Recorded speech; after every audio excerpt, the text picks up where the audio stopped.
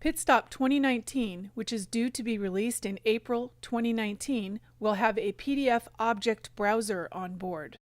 If you've already seen the first video about PitStop 2019, then you will have seen the powerful new feature, Rasterized Selection.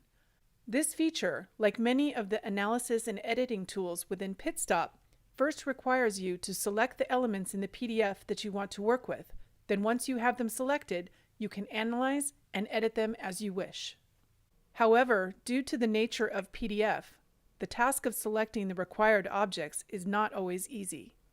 A PDF file is typically made up of many objects that are stacked on top of each other and interact through methods like overprint, masking, clipping, and transparency blending.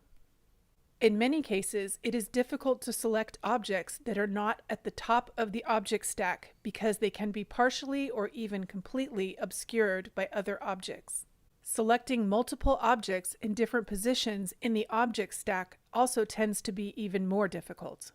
This became very apparent when we were developing the rasterized selection tool.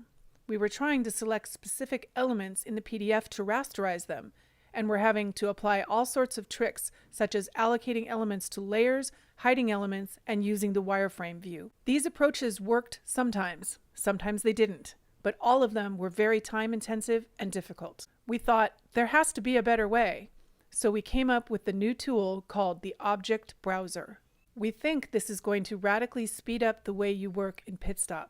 It's an approach that may be familiar to you from some other applications. So here is a relatively complicated PDF file. If we look in wireframe mode, it's made up of mostly vector shapes.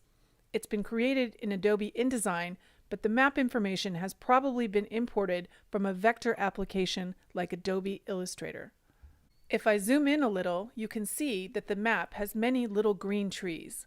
Unfortunately, I've been asked to change the color of those trees, and there are many on the page. That would have been quite a challenge before, but now it's quite easy. So here's the new Object Browser, and you can see it's a list of all the elements in the object stack. The bottom object in the stack is the first in the browser, so if I select and delete it, you can see the green background disappears. I'll now undo that, but you can see that the object browser refreshed to the new state of the stack. If I right-click on the object stack, you'll see I can expand or collapse the tree view of the object browser, and I have several other options, including the size of the thumbnails. If I click on an object in the object browser, it's selected in the PDF, which means I can use all the normal PitStop tools like Inspector, Global Changes, and Action Lists on that selection.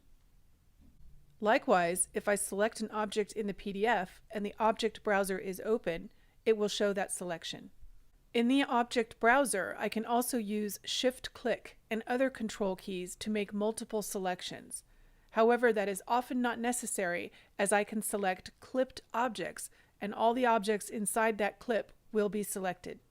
Now to select and edit those trees.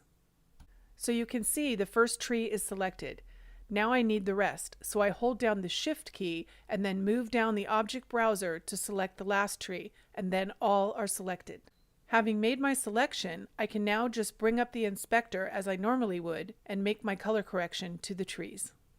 I just adjust the color values and my correction is done. I could of course make many other types of edits, including overprint, transparency settings, or converting to a spot color, or even converting the trees to images using the other new functionality in PitStop 2019.